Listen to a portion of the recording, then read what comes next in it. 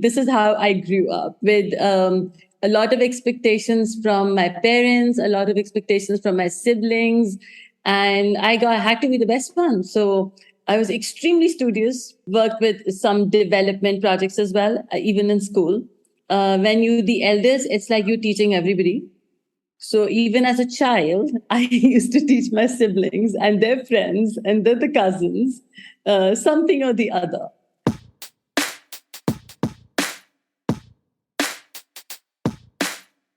I was extremely introvert. So where everybody would go on a sports week, I would go and study in the library and not only the textbooks. So the moment you let your brand go, come back down, you spring up to better heights. And this is where training comes in for everybody, for everyone, the tutors specifically. I was blessed in the fact that I had some amazing teachers, and I cannot forget anything ever that they've ever taught me. My passion for reading, my overall, my personality, my integrity that developed, simple virtues of right and wrong and truth and false. The child who's coming has to be handled with a lot of care.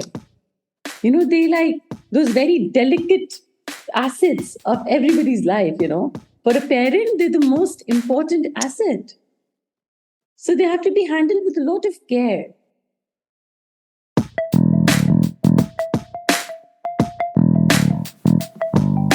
Hello and welcome to the Qualified Tutor Podcast, the podcast that brings you the latest in the world of tutoring, edtech and education, and hopefully inspires in you the big change that each and every one of us is capable of.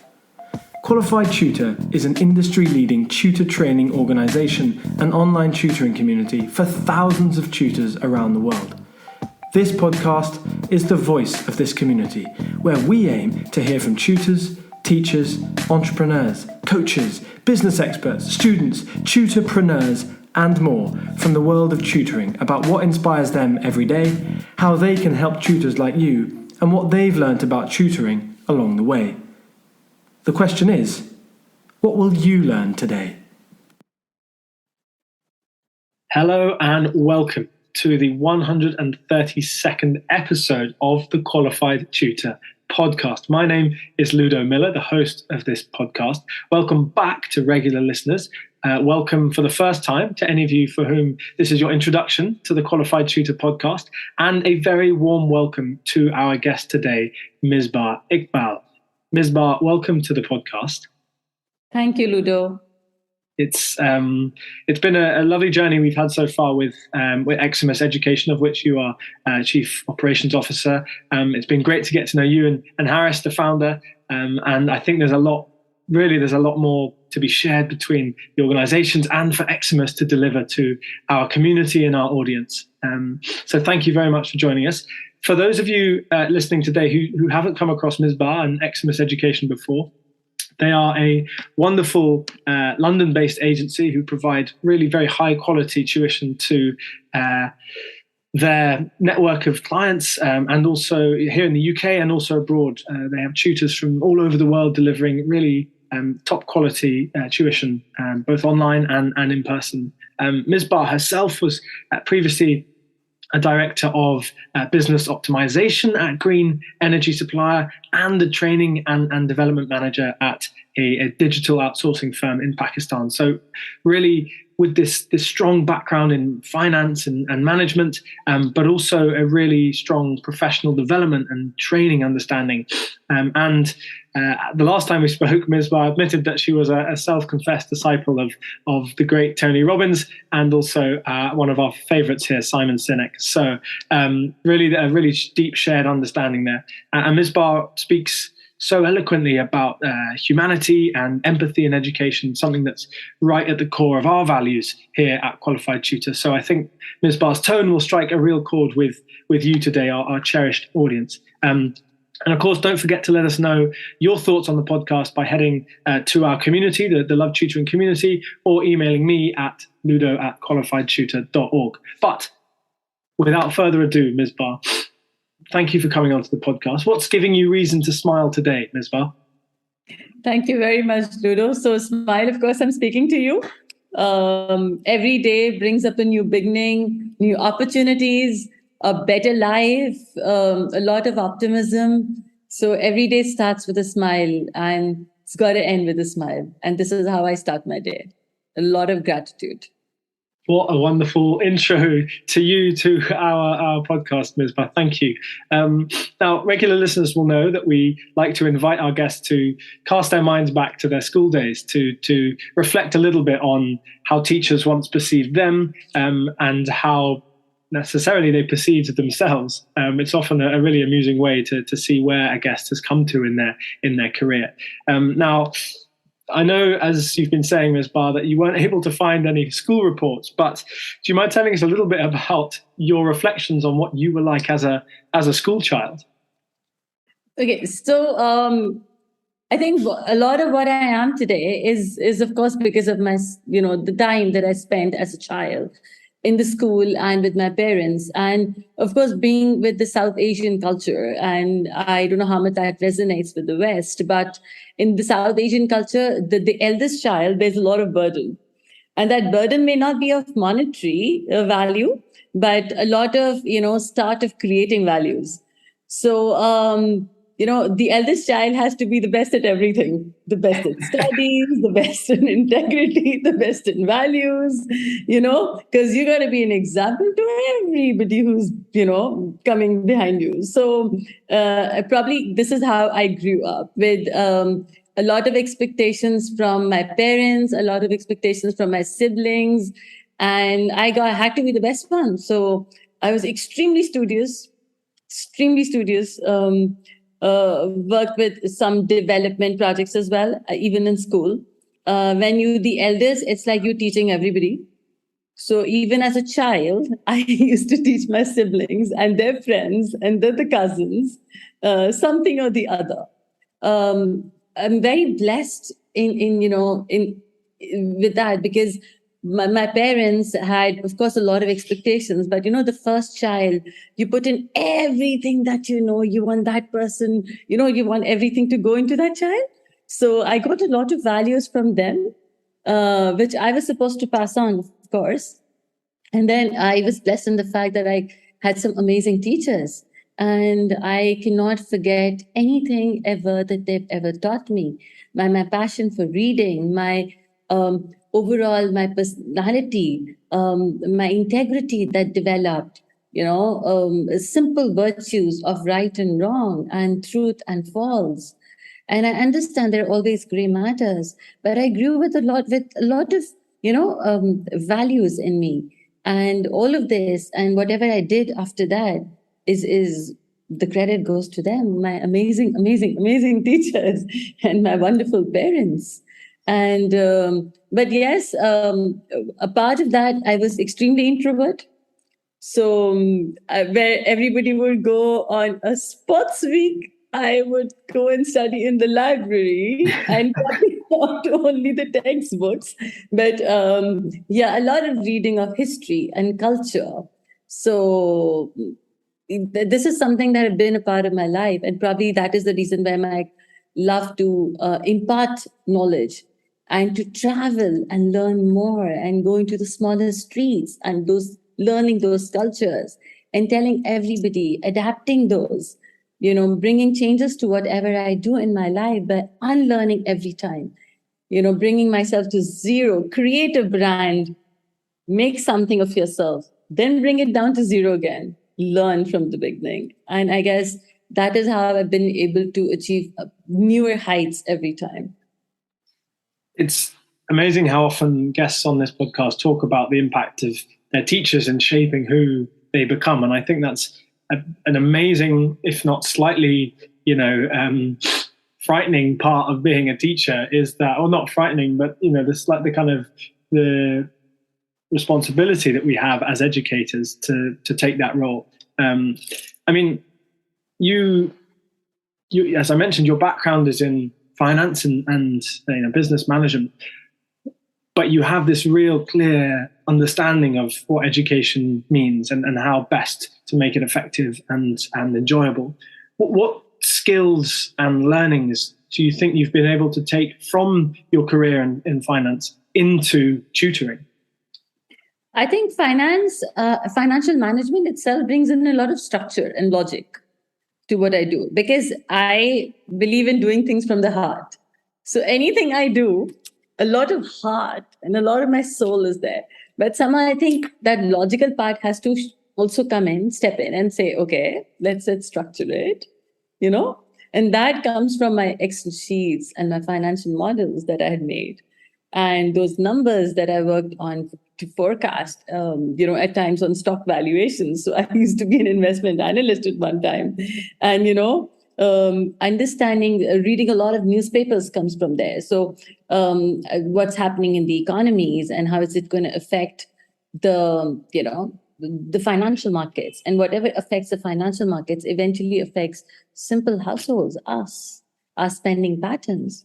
And probably that is also one of the reasons why in Eximus, we work on creating affordable education solutions for lower income households as well. Because there's one thing that we believe in, and I, as an educator, I've trained a lot of people in my life, worked with a lot of students who were underprivileged as well, to help them attain at least, some kind. Because, with us, probably in South Asia, how education levels are. People do not have access to even, basic education. And I've done that all my life. And now Eximus also comes up with a lot of, objective and intention because, of course, we work in the UK mainly. And even in the UK, if you see around 45% of households have, and this is till March 2021, by the way, as per a survey, around 45% of households had a weekly income of only less than £600. Tutoring is talking about, and inflation. We reached, I think we've hit an inflation of 10%. We've never done that before since a very long time. I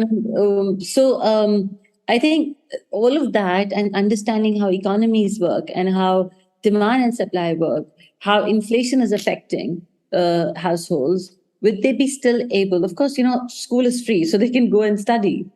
But would they be able to get tutoring? Even the least probably out there is £30 an hour. But a household that earns less than £600 a week, and let's say even if a child is in GCSE, and if you take, let's say, 4 the most difficult subjects, let's say, physics and chemistry and maths, and let's say biology, 30 into 4 is £120 a week. Earnings less than £600, where you also have, and this is before tax, by the way. How would they be able to afford a £120 tuition for 4 most important subjects and grades at the end of the day? The way education is structured all over the world, and I believe in celebrating efforts, but grades are important at the end of the day for university. And how are the kids, unless they're extremely motivated, extremely self-motivated, how will they be able to afford those? And I've been speaking to a lot of parents, and I think my finance background has helped me understand all of that, and not being a complete, and that is where my humanistic approach comes in, that, that logical part and my humanistic part does not make me a complete, cutthroat businesswoman. And that's what Tony Robbins also says. What is the need that you want to fulfill? Are you really there to help people? Because the moment we start sending out abundance, it just comes back multifold. And it helps us help more. So this is what we believe in over here at Eximus, both me and Haris. It's beautiful, Misbah. It really is. It's built. You've built something on such solid foundations there, both practical, i.e., both of your backgrounds in the professional lives, but also theoretical and sentimental values that you've built this on. And one of those other values that you hold so dear is caring truly for the professional development of your team.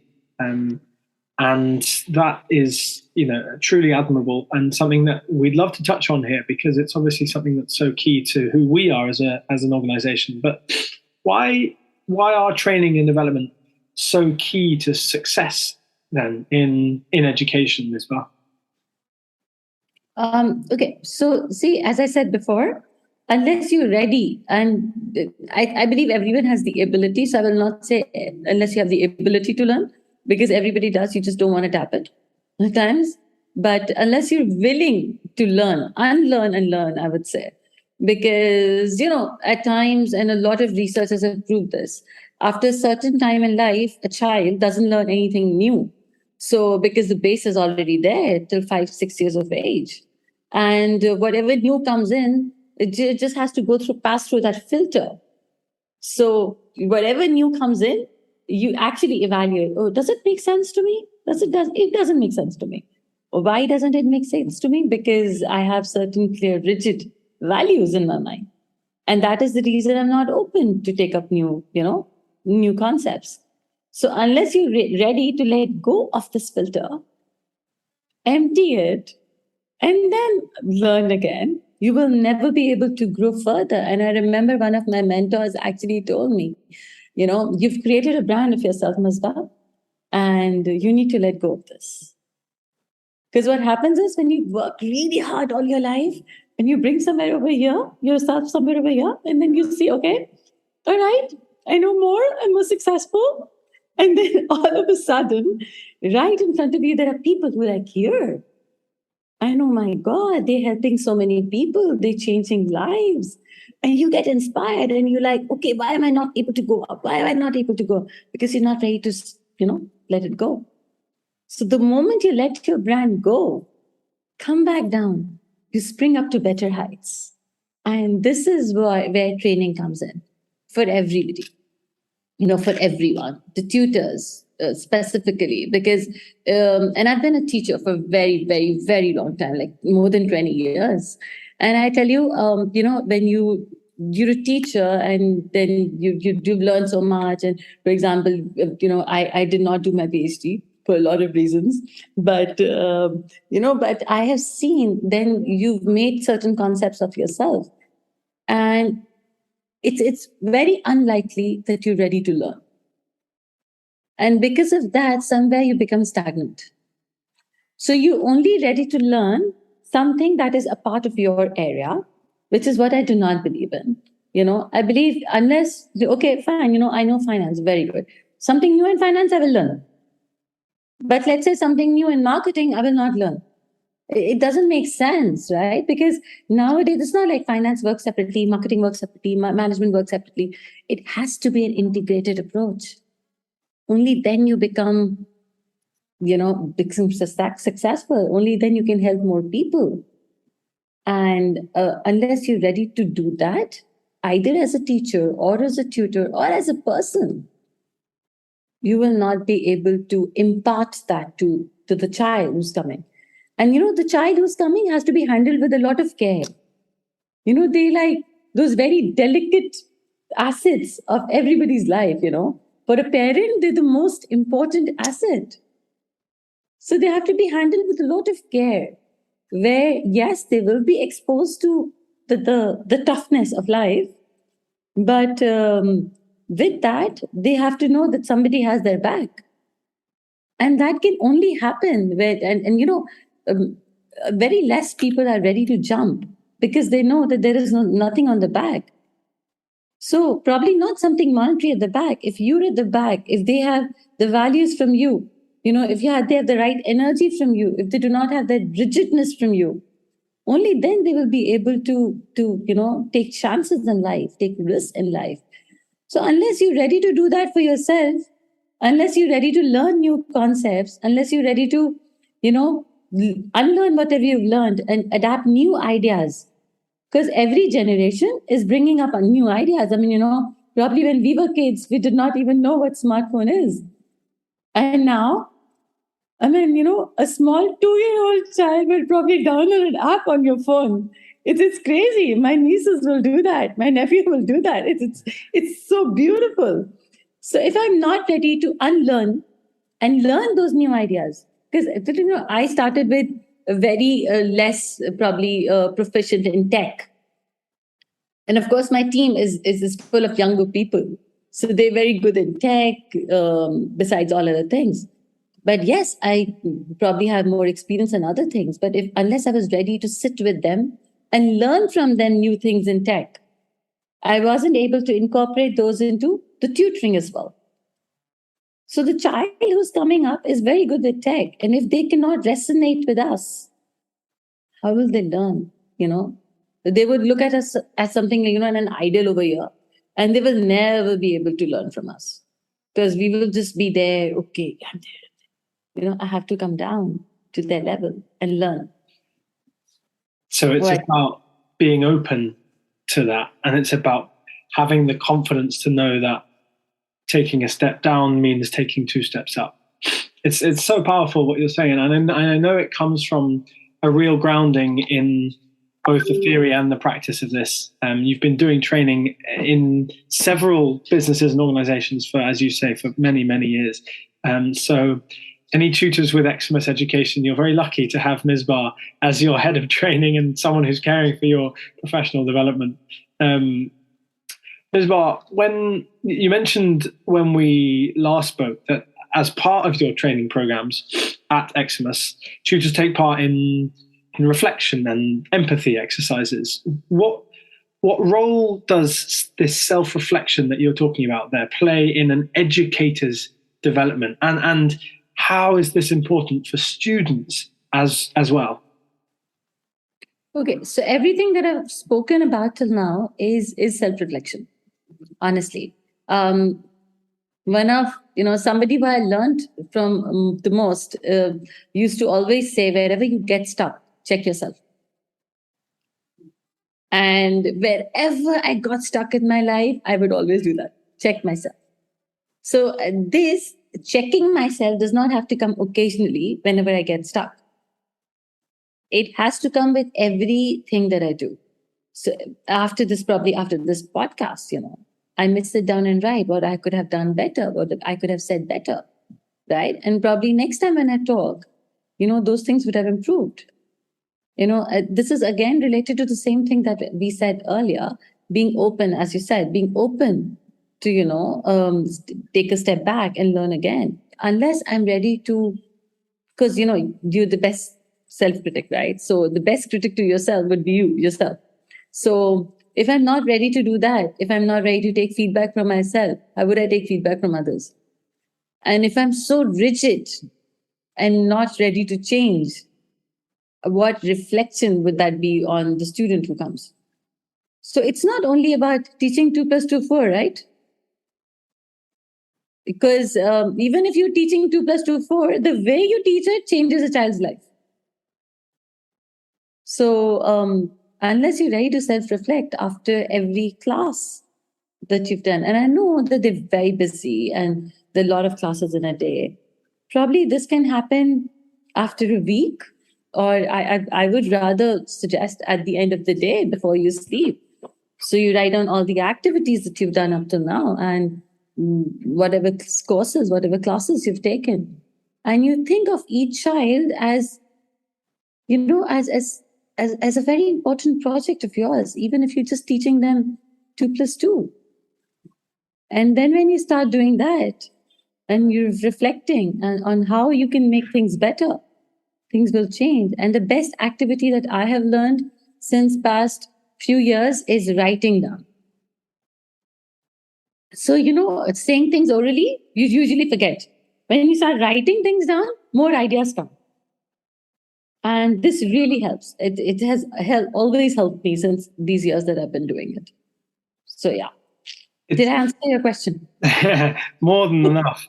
Okay, so just before we finish here, Misbah, because I've got one more main question that we always ask our wonderful guests, but I just want to focus on that little point just there, just a little bit more, because what you're saying, I feel that what you're saying is self-reflection can and should be built into an educator's routine a little more often.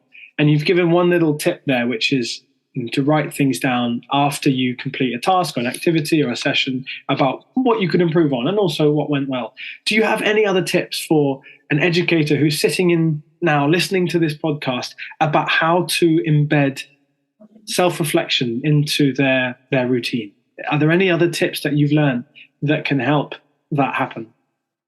So, see, I'll tell you what I usually do. I usually write the things down at the end of the day and then think of how things can be done better. Think of the next day and write things down again. This is what I'm going to do. This is how I'm going to change what I did yesterday. That's one thing that I do.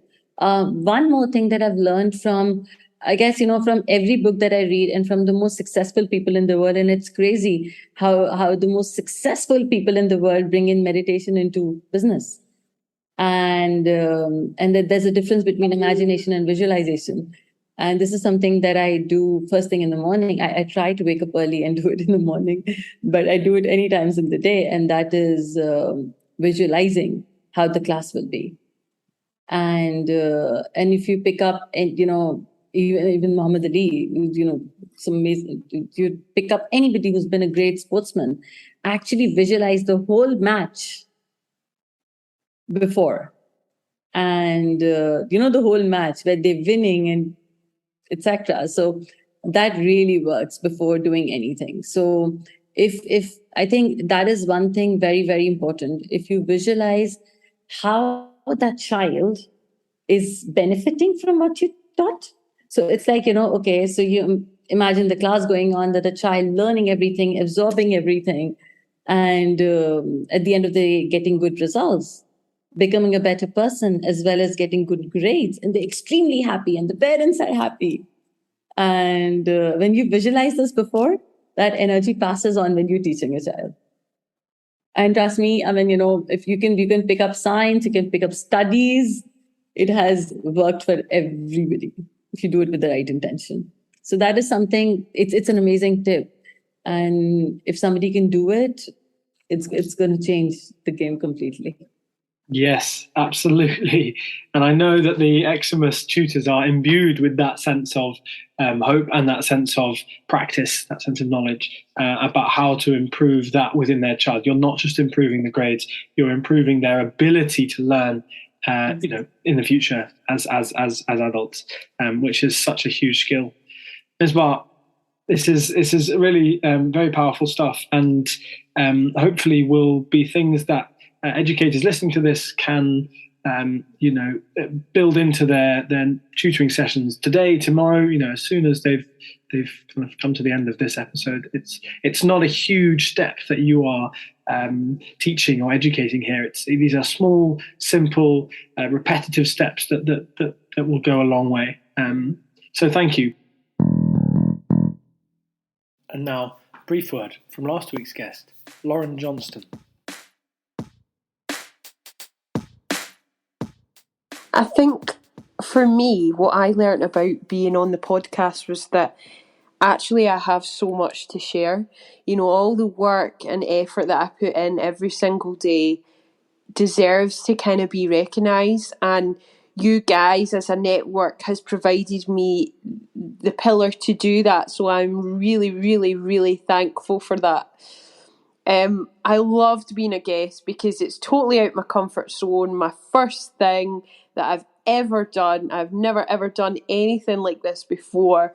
So thank you so much for giving me this opportunity. What I would say to a future guest is be uncomfortable. You have to be uncomfortable. It's okay to be in that space, because I have learned so much from being in that space. Please, if you're on the fence about thinking about it, just do it. It's such an incredible thing to do.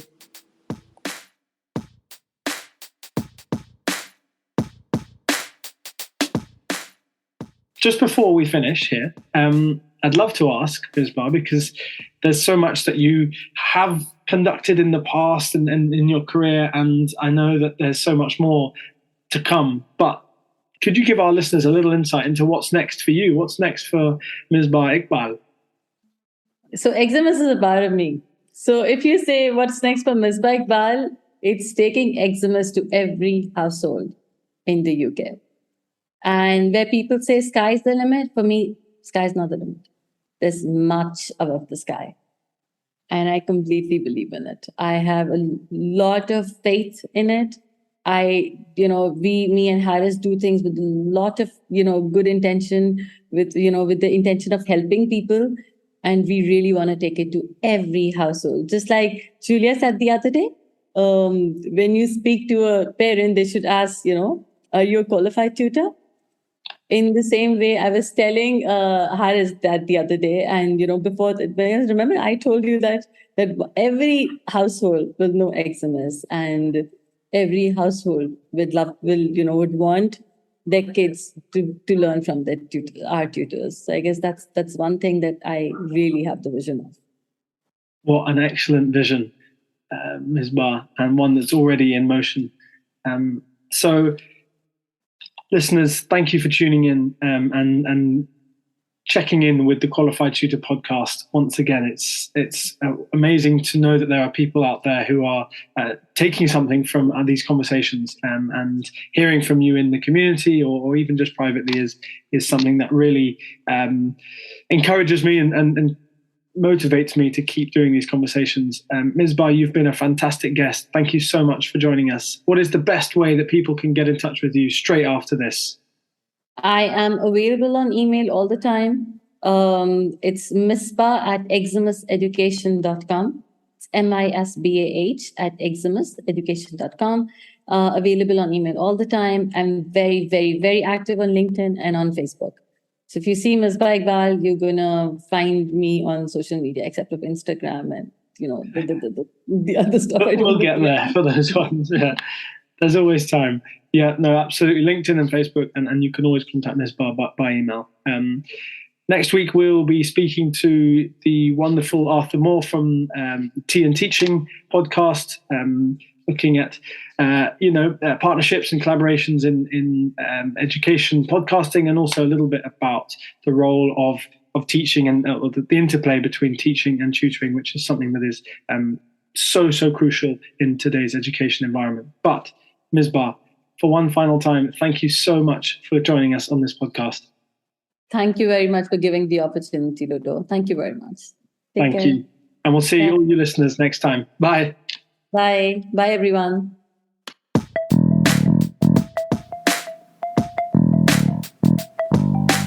Thank you for listening to this episode of the Qualified Tutor podcast. Whether you're a regular listener of this podcast or you've just stumbled across it, join the Qualified Tutor podcast group within the Qualified Tutor community to stay up to date with our latest news, offers, workshops, and of course, simply to meet other tutors like you. Whatever your level as a tutor, our training courses will be the next step in your professional development.